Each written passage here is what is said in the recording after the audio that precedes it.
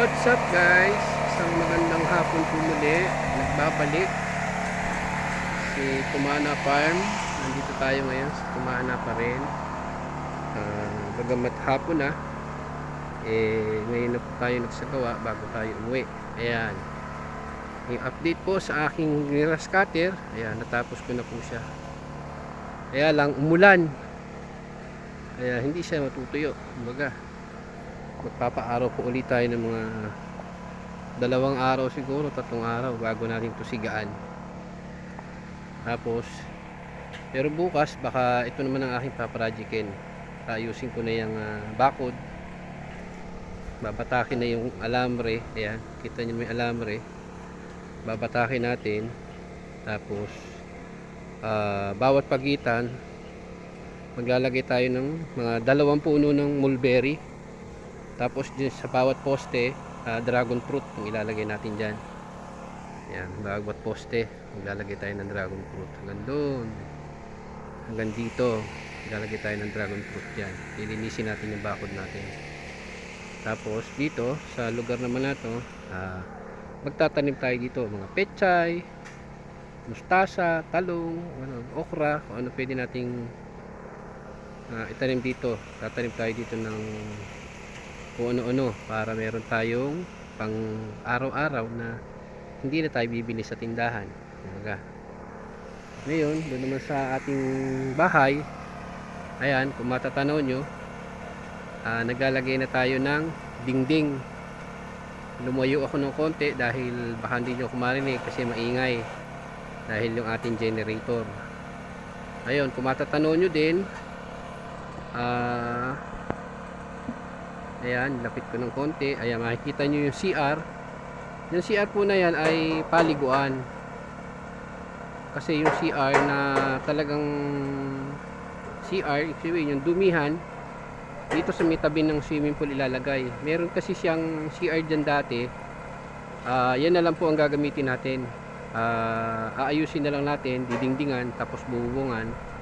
Pero magkakaroon pa din po ako ng CR dyan sa taas, sa tapat ng kwarto, para kung gabi hindi na po tayo kailangan bumaba para mag CR sa baba.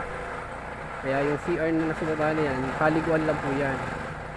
Sa taas yung turugtong yan, yung CR na dumihan, kumbaga, para hindi na tayo bababa sa gabi.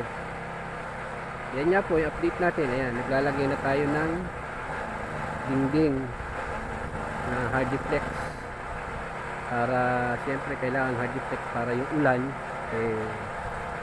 hindi siya masisira. Kung plywood kasi ilalagay natin ay masisira siya sa ulan, mababasa. Kaya kailangan ay hardiflex ang ilalagay natin. Pero yung ipa-flooring po natin dyan, ang ating isasahig na lang po dyan ay 3/4 na plywood na marine. Gaya nga po na sinabi ko sa unang vlog ko, bago natin ilagay o bago ilagay ay papahiran na natin siya ng epoxy primer para kahit paano may protection siya sa basa. Ngayon nga po ay kauulan lang po dito sa atin. Ayan, at nadaligan yung ating papaya at yung ating sitaw. Ito sa lugar na yan, kaya hindi ako nag grass cutter na dyan, ay dyan nga po maglalagay tayo ng pispan ng hinto. Kaya pag may time pa rin bukas, baka i-grass cutter ko pa rin yan para maganda-ganda siya tingnan.